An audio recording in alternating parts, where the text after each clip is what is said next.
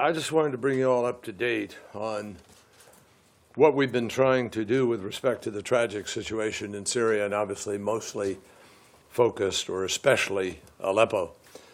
I don't think I have to elaborate, but I'm going to certainly focus on the anger and the anguish that everybody feels, or most people feel, about the continued relentless and inexcusable attacks that have been directed at the civilian population in Aleppo, including women, children, humanitarian workers, and medical personnel.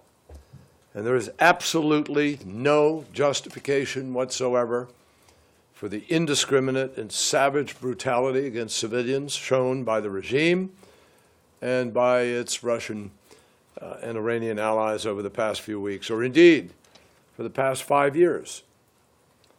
Now, the position of the United States remains clear, and I have personally reiterated that position in conversations over the past weeks, and especially over the past 24 hours, with the UN Special Envoy, Staffan de Mistura, who I talked with earlier today, who's in Paris, meeting now with Jean-Marc Ayrault, and with senior officials from Russia, Qatar, Turkey, Egypt, Saudi Arabia, and other countries in the region.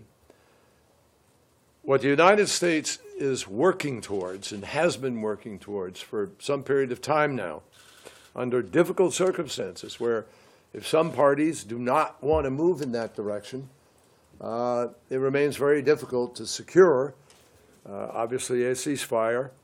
But what we want in Aleppo right now, which is the precursor to any ability to move to other things, is an immediate and verifiable, durable cessation of hostilities, and that includes all attacks by the regime, its allies, and other combatants in Aleppo.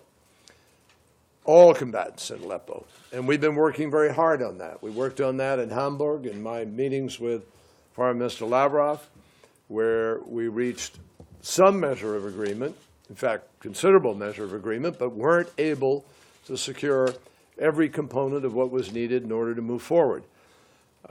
We want safe passage, corridors of evacuation, which we're beginning today to see perhaps take shape, but we want to see those for both civilians and fighters who choose to evacuate the city.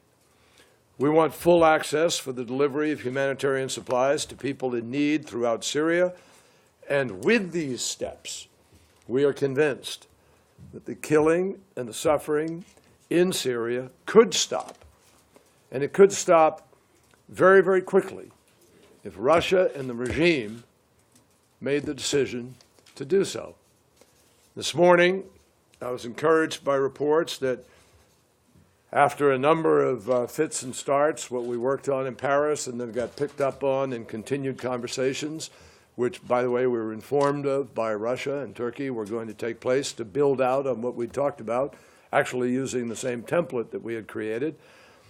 There are individual ceasefires being worked out, individual arrangements with armed opposition group commanders, and it appears, for some period of time at least, we don't know yet if it will hold or where it is, that airstrikes and shelling have stopped, and that the ceasefire may, I emphasize may be, taking hold. Buses, some of them, and convoys are beginning to move. And my understanding is that the first group of 21 buses and 19 ambulances reached its checkpoint at Khan al-Assad. Now, this convoy includes more than 1,000 people who are on their way to the Turkish border. However, and this is a big however, we have also heard reports that a convoy of injured people was fired on by forces from the regime or its allies.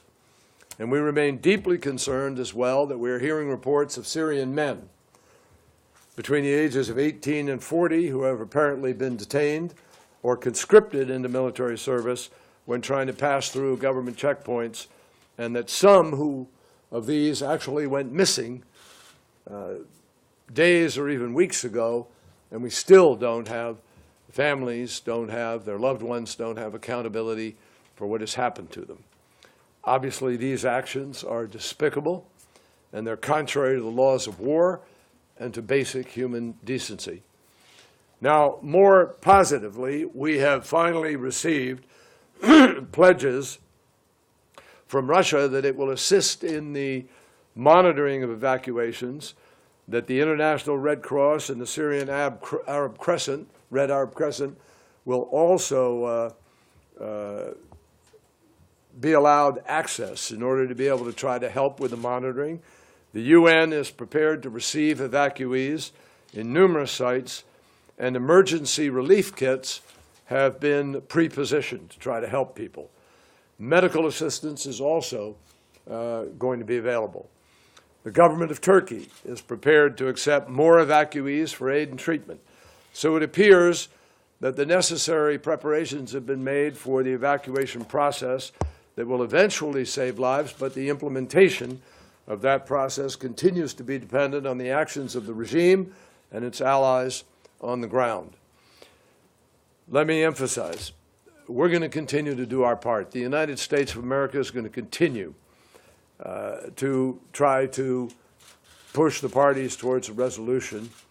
As President Obama said the other day, in giving us all both his impressions as well as instructions about these next days, we're going to be trying every way we can to try to save lives and push this to where it needs to get to. To date, we've provided more than $6 billion in food, water, medicine, and other supplies to people who have been affected by the violence in the region. And let me be clear. I said it once, I'm going to say it again. What has happened already in Aleppo is unconscionable. But there remains tens of thousands of lives that are now concentrated into a very small area of Aleppo. And the last thing anybody wants to see, and the world will be watching, is that that small area turns into another Srebrenica. It is imperative that key actors step up and do their part.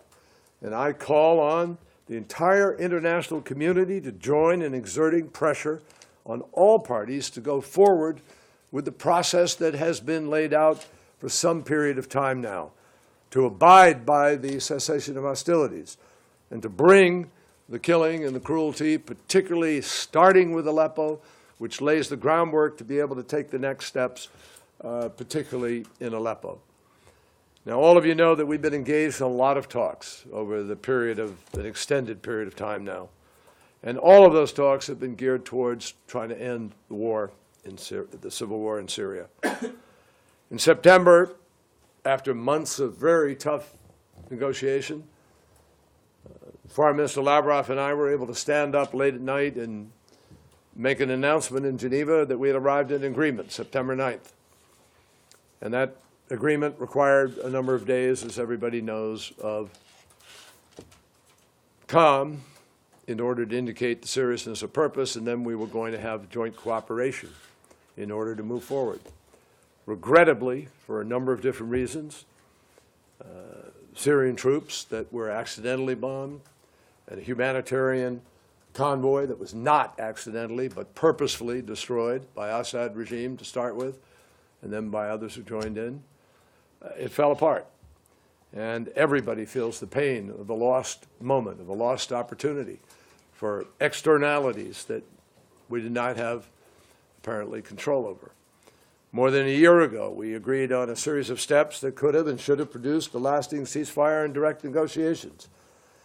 But the process has not succeeded, mostly, in my judgment, because of the continued, constant unwillingness of the Assad regime to live by those agreements, to always press it, to always break out, to always try to gain more territory, and to go out publicly, not reaffirming its willingness to go to Geneva and negotiate, but always affirming publicly in one brash statement after another its readiness to take back the whole country, to crush the opposition, and to do everything without regard to the real underlying concerns of many people who want to be part of a legitimate government, part of a legitimate process, but fear that Assad is not going to be their leader and that he will never be able to unite the country. That's what's fueled this and kept it going. So we have arrived now at another critical point, another critical juncture. If Aleppo falls completely and people are slaughtered in that small area, it will be even harder to be able to bring people around. And it will not end the war. The fall of Aleppo, should it happen, does not end the war. It will continue. There still is the challenge of governing and the challenge of reuniting the country and the challenge of rebuilding the country. And how many countries will step up and rebuild it for the policies that are being executed today? So provided we are able to stabilize the situation in Aleppo, it is essential that we move forward at the earliest possible moment with a Syrian-led political process aimed at ending the war and transitioning to a new and more representative government. And without that meaningful transition of power in which the voices of the Syrian people are heard, the opposition will continue to fight. Terrorists will continue to be drawn to the country, and millions of Syrians will continue to be forced to flee their homes. So here I want to emphasize that every single party I've spoken to in recent days, in Paris last week, and from here in Washington this week, as recently as this morning, every stakeholder tells me they are ready and willing to get back on the path to Geneva, and that includes the legitimate Syrian opposition. It includes Turkey and Qatar and the Arab states. The only remaining question is whether the Syrian regime, with Russia's support, is willing to go to Geneva, prepared to negotiate constructively, and whether or not they're willing to stop this slaughter of their own people. So let's be crystal clear about who bears responsibility for what we have seen and what we are seeing and continue to see in Syria. We are seeing the unleashing of a sectarian passion, allowing the Assad regime, not allowing, the Assad regime is allowing. And the Assad regime is aiding and abetting. And the Assad regime is actually carrying out nothing short of a massacre. And we have witnessed indiscriminate slaughter, not accidents of war, not collateral damage, but frankly purposeful, a cynical policy of terrorizing civilians. So we believe this is a moment where the Syrian regime and the Russian military have an opportunity to make the decision to a strategic decision, I might add, for peace. One that will make it possible for a cessation of hostilities all across Syria, which could flow right out of this. Every minister I've talked to said, we're for a ceasefire countrywide. But you have to be able to deal with Aleppo to legitimize getting to a countrywide effort. In addition to that, everyone has reconfirmed to me their readiness to go to Geneva for discussions aimed at putting an end to this horrific war. So that's the only way that anybody I've talked to with any common sense and with any strategic vision says you can end this war. It will take negotiations. And they haven't taken place in all of these years, any real negotiations. But all of the parties have now told me, with the exception of what we haven't heard from Assad himself and his willingness to go out and actually negotiate in good faith and try to bring Syria back together. That is the only way to make progress towards a united and peaceful Syria that is reflected in Resolution 2254, as well as in the ISSG statements, which include Russia and Iran. So hopefully people will put actions where the words have been.